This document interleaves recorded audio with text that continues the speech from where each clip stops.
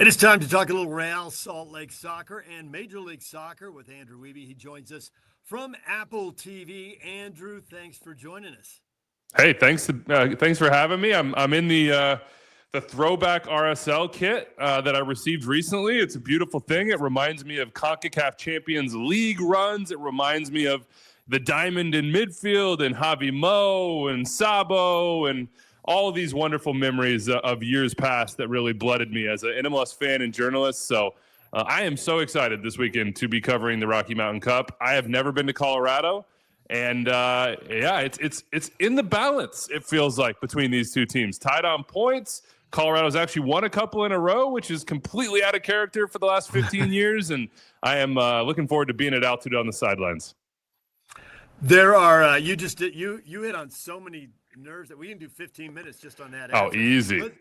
Let's start with the throwback to CONCACAF, because those were the best of times here. And the team was growing in popularity. But I just think, like the U.S. national team, kind of 98, 2002, you start beating Mexico, and sports fans in the U.S. are like, yeah, soccer's okay, but not really that good here. But when you beat Mexico, a World Cup round of 16 to get to the quarters, people are like, well, they must be good. And I think that RSL benefited from that. They were in group play with Cruz Azul and were able to beat them and were able to win the group. Obviously, they lost to Monterrey. They beat Saprissa and knocked them out along the way. So there was a ton of credibility gained and a ton of excitement in the stadium and in the community at large. Even people who weren't going to games, they were sitting up and taking notice. And I think that's what makes it so painful to get knocked out of the League's Cup, because people want to get back to that and they can't quite pull it off.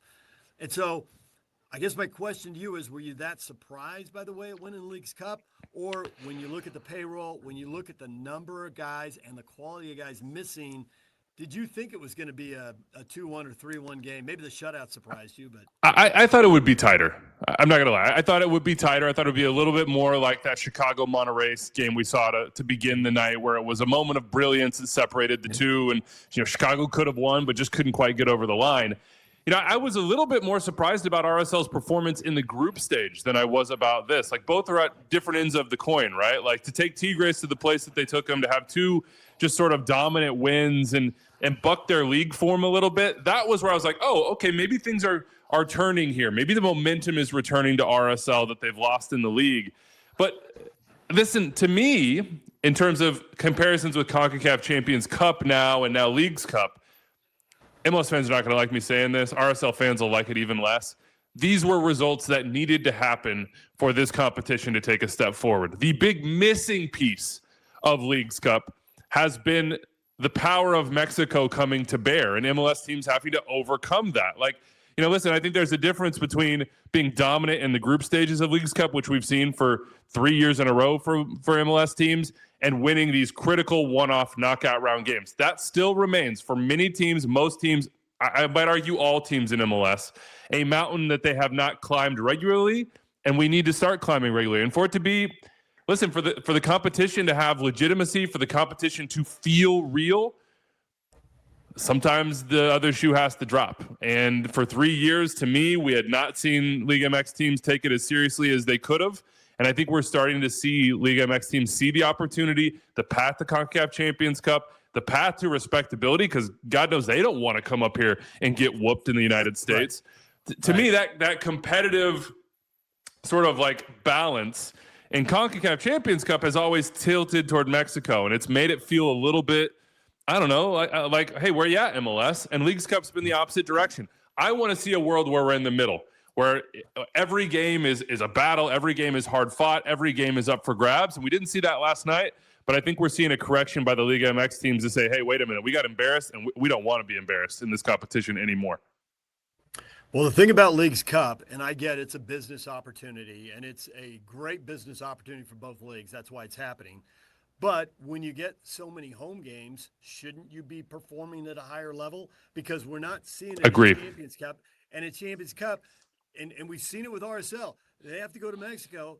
That's a big ask. And when they went to Monterrey years ago and finished 2-2, it's like people were thrilled with that. They were thrilled. That's a parade in the streets. That's a parade in the streets. At that time, you went to Mexico and got a result of any kind.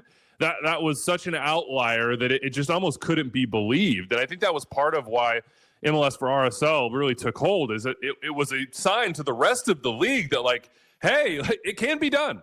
It can be done. If RSL are doing it, why can't we do it? Let's at least get behind them. And I completely agree with you. When I see the head-to-head in Leagues Cup and it's, MLS has doubled up Liga MX, there's two things that I think. And I love the competition. I have always been on the forefront of saying, hey, this can be really cool. Give it a chance.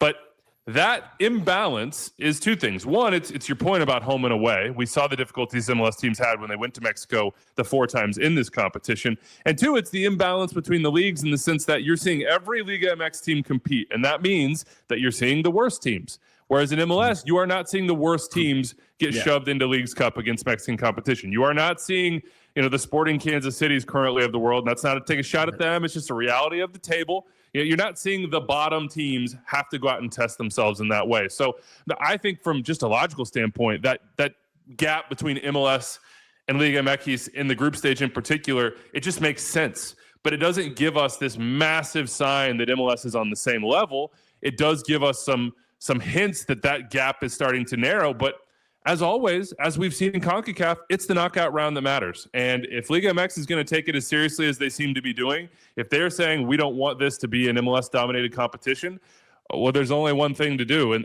it's the same thing the Spartans did. You got to get your boys up in the valley and fight to the death, basically, to make sure that you're standing at the end, because history tells us that when these big Mexican clubs exert their power, it is very difficult to stop them.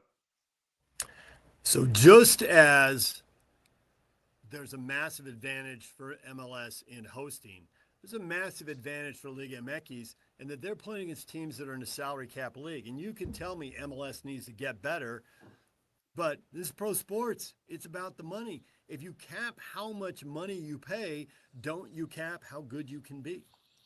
I don't think you can argue any other way.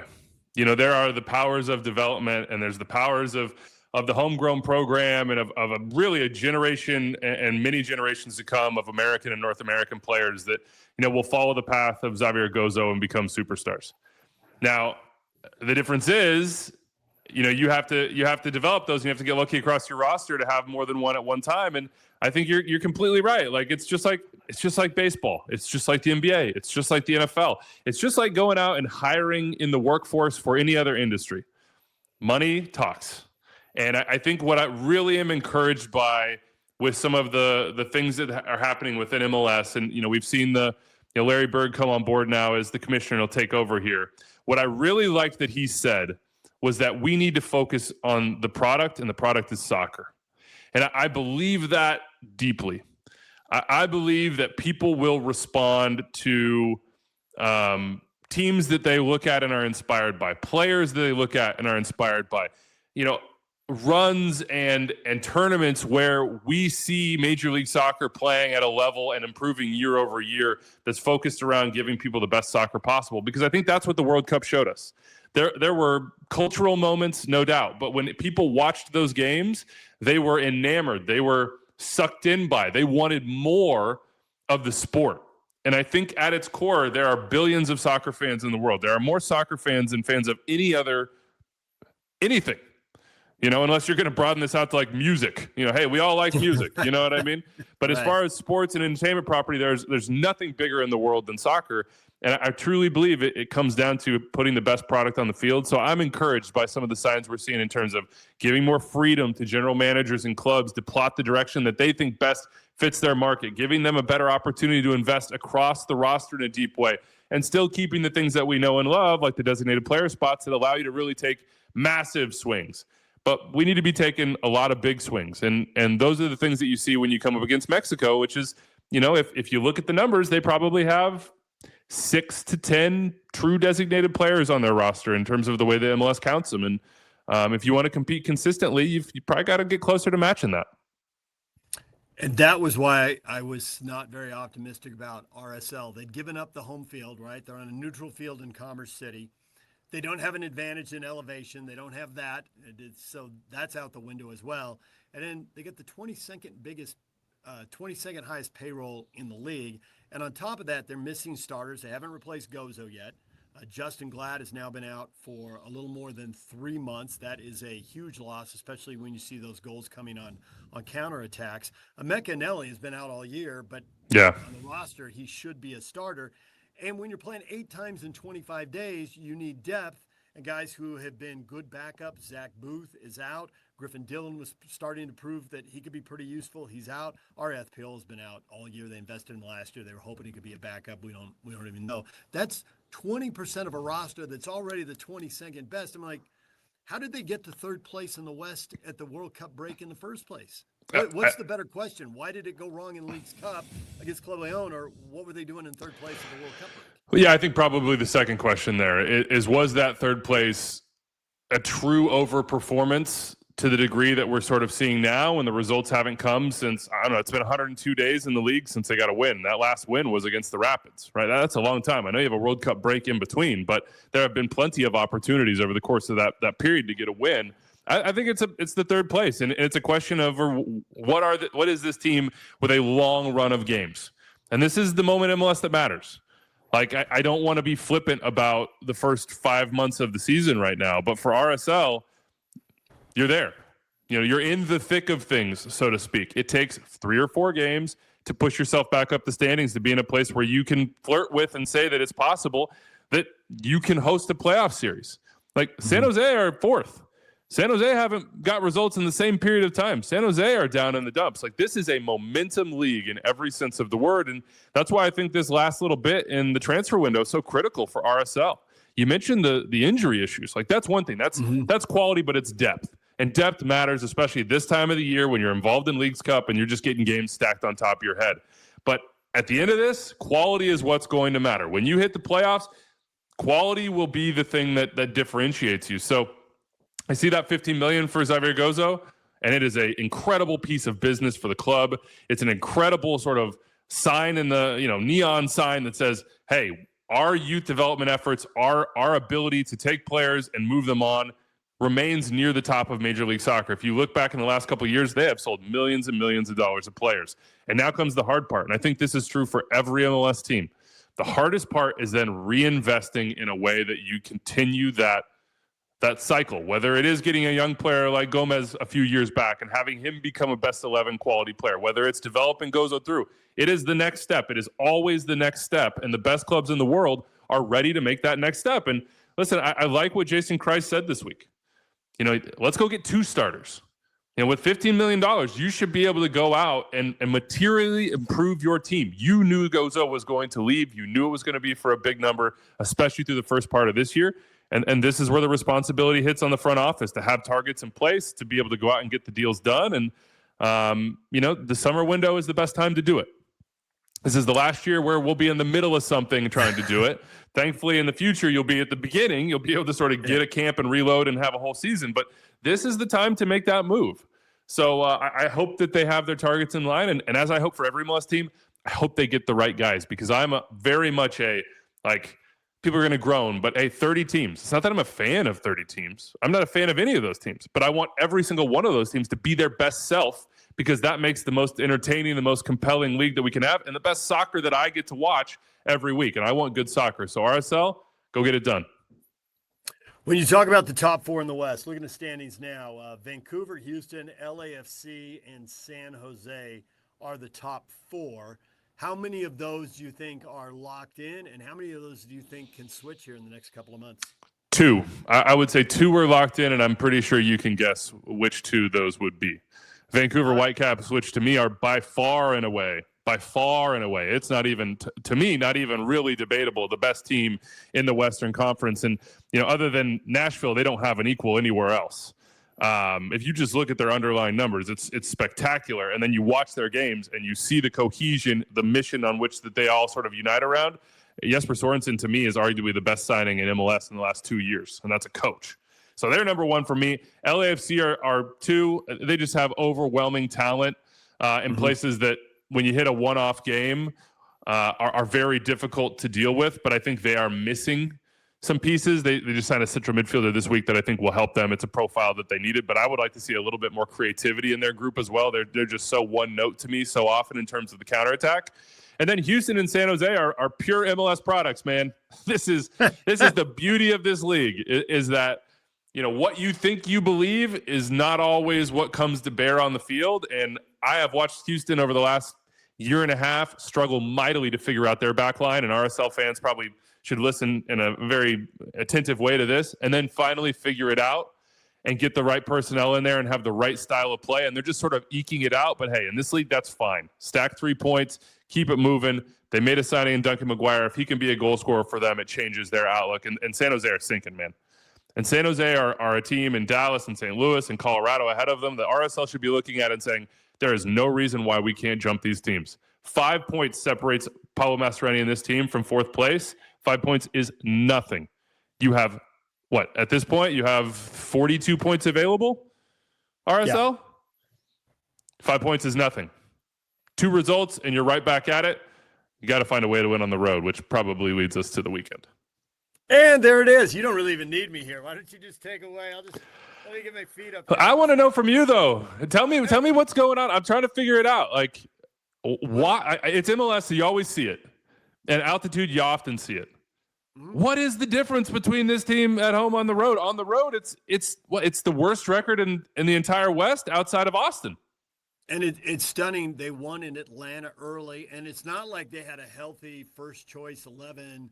They were playing a teenager who is a guy who, you know, maybe in 2 years we're talking about. Luka Moisa, he's only 18 years old. And when you see him playing, and he started in Atlanta. They did take him off during that game. He got like 3 starts early in the year, and that was the third one.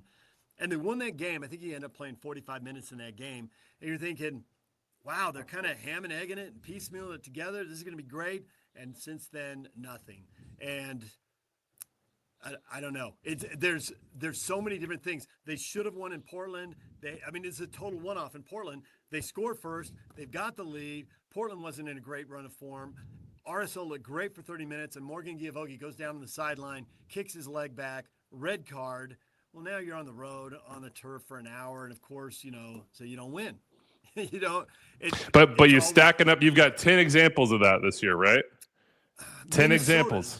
Minnesota at home and on the road, you got a goal, you got the lead, and you give up a late goal, and you take 1 point instead of 3.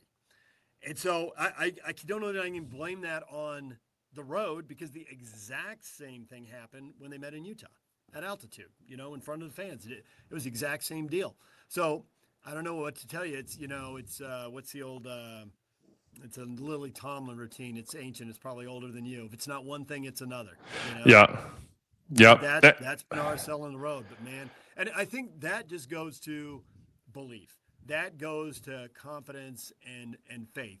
And when you have, I'm going to contradict myself here. When you have a big-time goal scorer, it's like Superman and the cape, and you just hop aboard. Okay, Chicharito did not do a lot of defending when he was here. He didn't. And that nobody wanted to say anything at the time because he's scoring bunches of goals. But subsequently, later on, you find out that irritated a lot of high-profile players. But at the same time, they believed. They believed, and they got results. And so now, and Solans may be that guy, but he's a rookie, and he's emerging. He's got 9 goals in MLS and 13 across all comps, 2 Leagues Cup, 2 against Burnley in a friendly. But I don't think they have that same super high level of belief. And maybe they were getting it, and maybe Goza could have been that guy. But that was just a cloud hanging over the team all year. He wanted to go. Everybody knew it. Everybody knew it. He was happy to say it, which I don't blame him for. Yeah. I don't blame him for that. And they want the best for him, and anybody else would want that opportunity if it came their way. So they don't want to begrudge him. And the fan base gets it too. The media gets it. The teammates get it. It's still a cloud because he got a wing back who provides you 6 goals and 5 assists in half a season. You're like, we got a secret weapon here. Not for long. You know? I would just thinking about this team and where those goals, quote unquote, should come from. You know, I am a prescriber in MLS to the fact that having a top tier number 9 is really nice, but it's not the hardest position to fill with a capable goal scorer. And we're seeing that with Solans. Solans is a very, very, very good player. Don't let what I just said discount what he's accomplished and will accomplish. I was ecstatic for him to get that new deal. And I think it's the right way, if you're RSL in particular, to build a roster. Like, if you don't have to use a DP on your 9, well, now you have 3 DP spots or a ton of money to distribute in really the positions where the onus is even more difficult to fill, and that's chance creation. And not just chance creation, but also goal scoring from the wings, which we increasingly are seeing is the most important thing in the game. It's not always anymore like, you remember that era of 9s where it was like, oh my God, all these guys are so good. Now it's sort of like Erling Haaland and maybe one or two others, and that era of Benzema and Lewandowski and all these other guys, Suarez and Torres and all these guys that just filled, Didier Drogba that filled it up. It's sort of switching a little bit in the way the modern game is played. So that should mean that you should be able to go get 3 guys behind him who can chance create and who are also capable goal scorers. And I am a huge fan of Morgan Guilavogui. I think he passes the eye test for me in every way. He has not delivered the goals that I think that they would have expected. 2 goals. He hasn't. He hasn't. Right. And that's that's just fact. I'm not trying to pile on him in any way. Yeah. It's just, you just need those. You need those goals for that money and that profile. And I think RSL probably looked at his history and said, can we get the Paris FC? Can we bring the Paris FC Morgan Guilavogui back, who was scoring in double digits every year? And oh, by the way, was also a really capable creator. Because when I see Morgan on the ball and he drops into those little pockets of space, he is so smooth. His vision is so good. He creates not just for others immediately, but his ability to sort of see, hey, if we bounce it here and here, then we're going to have a chance. He creates those moments all the time, but I think they need him to be more selfish. I think he's got to call his own number a little bit more. He's got to be more involved higher up the field so he's in goal-scoring positions. And I know that that's a balance. It may not be exactly who he is in every way, and they're struggling against the counterattack. So if you put all these numbers inside the 18, what happens when the cross gets headed out and you lose a 50-50 and it's coming down your throat? But he is a starting point for me of like the rest of the season, Pablo and staff. Can you get Morgan Guilavogui into positions to where he can express himself more in terms of being personally goal dangerous? Because 16 shots on target in 1,000 minutes from a DP of his quality is not enough. And that to me is not, hey, Morgan, not your fault, but we as a group have to figure out how to put you in more positions to think, I'm going to score this. It's mine. Pablo Mastroeni's one-word response to everything you just said would be amen. I mean, they need it. They got to get it. I've heard the words right out of his mouth. He needs to be more selfish. Don't look to pass it. You're the guy. Take your shot. Go for it. If it doesn't work, 2 minutes later, do it again. Don't worry. Go for it. I also think Luna's injury early impacted his stats. He's got a chance to be a double-digit scorer. If he does get to 10 goals, it might mean some really good things down the stretch. To your point, is Luna going to get to 10 goals? Guilavoguy's on 2. How many more does he have in him? And I think they're definitely bringing somebody in for Gozo. What is that? Who is that? And what does that look like? Is it going to be a like-for-like addition, or is it going to have to tweak the way they play? All remains. Yeah, listen. I think the question. I don't think you want to have Solans, Guilavogui, and Diego Luna on the field at all times.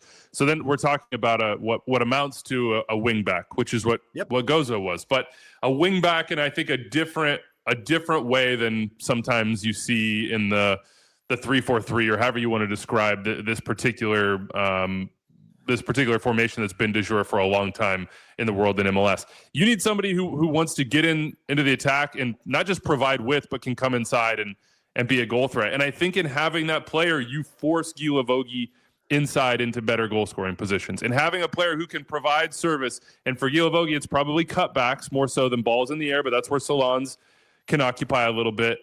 You need a guy who can create, but who also has moments of brilliance in terms of goal scoring. And the sad thing for RSL, and it's also the joyful thing, is that I think they had the best profile of that player in the entire league in Gozo. And he was just scratching his potential. And so that's where it's like, man, I would have loved to be able to see the end of this. And that's what we're going to see in the future. And that's when, sometimes the pieces don't fit in the moment that you want them to fit. Like imagine a different season where Xavier Gozo 2.0, whoever it is, Bob Smith. I don't know who the kid is, but he'll come. It'll happen. Bob Smith comes up and he has a banner first half of the year, and that's from August until December, and the club says, "Awesome, go help us win something." you keep performing like this, somebody's going to come pay $15 million for you, and you're going to the Premier League in the summer, and everything lines up perfectly for everybody. Like that's where the sadness for me comes, because we saw this with Gomez before. You know, we've seen this story before. Yes.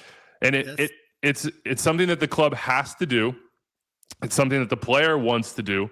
But in the present and past of MLS, those things have not lined up with, to my point before about what the product is. It's soccer, and it's trying to win things, has not lined up with the product. And so I'm really hopeful and encouraged about the future in Major League Soccer, where I think the market forces that MLS is more and more part of start to line up more and more with the reality of being a professional soccer club, which is that your fans care about winning. That's what they care about. That's what they want to see when they're in the stadium. That's what they want to believe is coming. And so that's why I'm rooting for Jason and Kurt and for this front office to go out and, fire it off, baby. Let's go. Let's see 2 starters. Let's see a wing back that you think can be truly goal dangerous and impactful the rest of the season. Let's see probably another center midfielder, maybe with a little bit more creativity that you think you can plug in there and help with chance creation and let Diego Luna be farther up the field. Let's see it, because I think this team has the talent to be competitive in the playoffs, but everybody else is reloading, man. That's just the reality of MLS. Yeah. Well, and do they have something on the roster too? Because watching that game with Club Leon, Giavogi later in the game was drifting out wide to help in the build-up, and he had his back to the sideline, and he was within 2 feet of both sidelines. He would flip sides, but there wasn't a lot of time, and you're just not going to score goals from out there. You may get assists. No. You may create something. But that's what these wingbacks are for. If you're going to play this way, that's what these wingbacks are for. Those 2 sort of guys around Solans, you got to have proximity, not just to your 9, but to goal. And so, he's talented, man. The eye test passes it with flying colors. It's hard to stay around him. He can glide past people. His vision's incredible. His technical ability is top notch. Now I just want him to look at himself in the mirror and think, I'm the man. I'm going to behave like the man. I think he can do it, but I'm just talking into a microphone. I'm just talking into a microphone. So who cares, I hear you. Andrew, we'll leave it right there for right now. Really appreciate your time. Appreciate you getting the appropriate shirt. That was good. Nice touch. It fits well. Nice. And for people who are collectors, just real quick, explain what you got over your shoulder there. It goes back to your Wichita roots. It does. I'm a Wichita boy, Wichita, Kansas. When we say a single word, you might not understand in Utah. But back in the day when indoor soccer was everything in this country in the late 70s through the 80s, my grandmother was a season ticket holder for the Wichita Wings. And I searched around the country for darn near a decade trying to find a 1979-1980s Wichita Wings jersey. And I finally found one maybe 5-6 years ago, and found it from a guy who was a Philadelphia Kicks equipment manager. He had a treasure trove stored away for 25, 30 years inside of a storage locker, and sold me a still in shrink wrap package Wichita Wings jersey that the players wore. And I was able to get it signed by some of the biggest folks in club history. So you got Roy Turner, who was the original manager, and then GM, who really built the whole thing in Wichita. Kevin Cooley was the captain when I was a kid. It's just, it's one of those things that I will never let go of, and I will pass down, and my kids will probably roll their eyes and say, I don't even know why was that important again? But to me, every time I look at it, it's a reminder of why I love this game so much in my early memories. So yeah, go Wings. There's some collectors in Wichita who would want it if your kids don't. That's probably true. But if they sell it, I'm coming back to haunt them. Okay. All right. Give it a damn. Andrew, we appreciate your time. Thanks a lot. And we will check you out on Apple TV. Enjoy the game in Commerce City this week. Thank you, David.